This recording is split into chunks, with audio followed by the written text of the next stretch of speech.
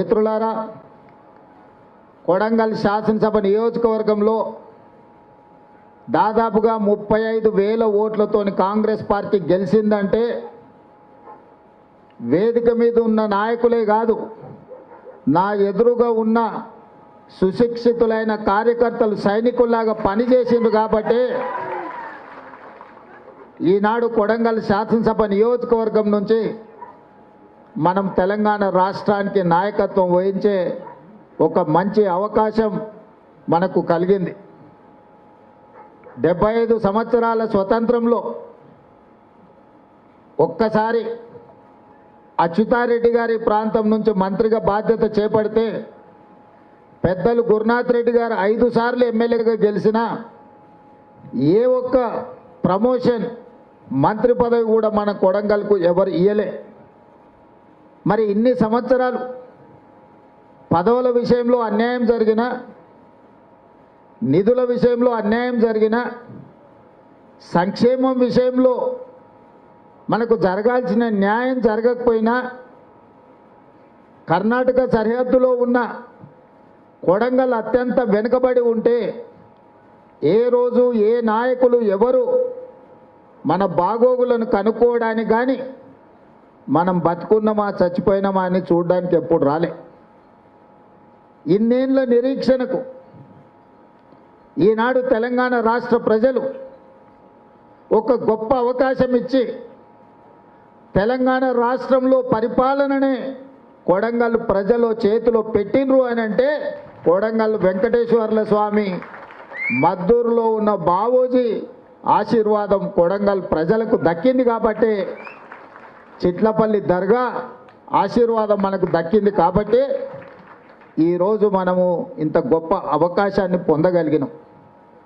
మరి ఈ అవకాశాన్ని సద్వినియోగం చేసుకొని 75 సంవత్సరాల నుంచి మనకు జరిగిన అన్యాయాన్ని సరిదిద్దుకుంటూ సాగునీరు, తాగునీరు, విద్య, వైద్యము, సంక్షేమము, అదేవిధంగా గ్రామాలలో ప్రతి పేదవాడికి ఎంతో కొంత మేలు చెయ్యాలనే పట్టుదలతోటి ఈరోజు రాష్ట్ర స్థాయిలో మనము పనులను చక్కదిద్దుతున్నప్పుడు ఎట్లయినా కొడంగల్లో దెబ్బతీయాలి, రాష్ట్ర స్థాయిలో మాకు అడ్డంకిగా మారిండు, మా కంట్లో నలుసుగా మారిండు, మా తప్పులను పట్టుకొని అడుగుతున్నాడు, కడుగుతున్నాడు.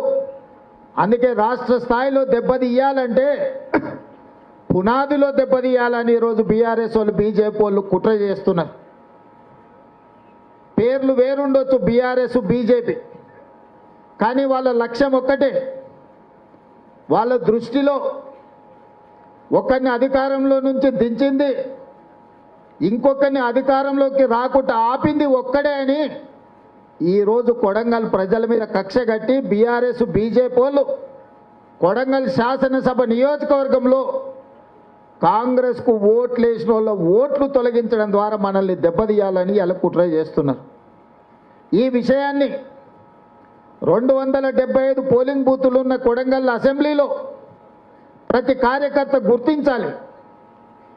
ఇవాళ వాళ్ళు ఒకటే, కొడంగల్లో ఇబ్బంది పెడితే, ఇంట్లో పొగ పెడితే రేవంత్ రెడ్డి బయటికి రాకుండా ఉంటాడు, ఇంట్లోనే ఆయనకు సమస్యలు సృష్టిస్తే ఆయన బలమైన యంత్రాంగం, ఆయన బలమైన సైనికులు, ఆయన ఏడ ఉన్నా గ్రామ గ్రామాన వాళ్ళే సైనికులై, కథానాయకులై, వాళ్ళే రేవంత్ రెడ్డి ఎన్నికల్లో నిలబడ్డట్టుగా వాళ్ళే స్వయంగా రేవంత్ రెడ్డి ఎన్నికల్ని చేస్తున్నారు. వీళ్ళని ఎదురుగా దెబ్బతీయలేం, ఎదురు నిలబడి వీళ్ళ మీద గెలవలేం కాబట్టి దొంగ దెబ్బతీయాలని బీఆర్ఎస్, బీజేపీ వాళ్ళు ఈరోజు మన దగ్గర కుట్ర చేస్తున్నారు. మిత్రులారా, మరి నేను ఈ వేదిక మీద ఉన్న మా నాయకులతో పాటు కిందున్న నా గెలుపులో భాగస్వాములైన కుటుంబ సభ్యులను నేను ఒక్క మాట అడగదలుచుకున్నాను. రాష్ట్రంలో కార్యక్రమాలను చక్కదిద్దే క్రమంలో 119 నియోజకవర్గాలను అభివృద్ధి చేసే బాధ్యత, 4 కోట్ల ప్రజల యొక్క అభ్యున్నతి కోసం ప్రణాళికలు రచించే సందర్భంలో రోజుకు 18 గంటలు పనిచేసిన నాకు సమయం సరిపోతలేదు. రాష్ట్ర స్థాయి కార్యక్రమాలల్లో నేను నిత్యం లీనమైనప్పుడు కొడంగల్లో దొంగ దెబ్బ తీయాలని కుట్ర చేస్తే మీరందరూ అప్రమత్తంగా ఉండి కొడంగల్లో కుట్రలు చేసేటోళ్ళని బొంద పెట్టాల్సిన బాధ్యత మీ మీద ఉన్నదా లేదా అని చెప్పి నేను అడగదలుచుకున్నా. కాంగ్రెస్ పార్టీ రేవంత్ అన్న గారి నాయకత్వం.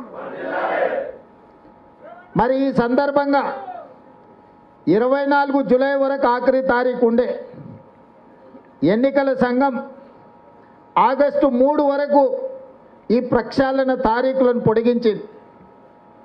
ఆగస్టు 3 వరకు కార్యక్రమం ఉంటే ఇప్పటి వరకు నా దగ్గర లెక్క ఉంది, ఇది చూస్తే కొంత ఆందోళనకరంగా ఉన్నది.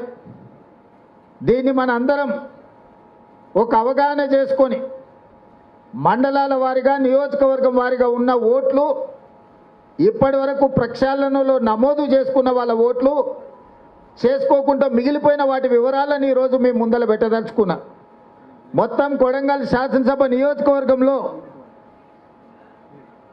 నాకు తెలుసు మొత్తం కొడంగల్ శాసనసభ నియోజకవర్గంలో 2,51,255 ఓట్లు ఉన్నాయి మన నియోజకవర్గంలో.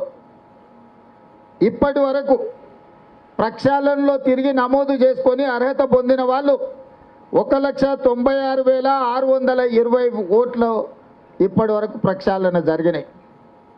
నమోదు చేసుకోకుండా మిగిలిపోయిన ఓట్లు 54,635 ఓట్లు ఇప్పటి వరకు తిరిగి నమోదు చేసుకోలే.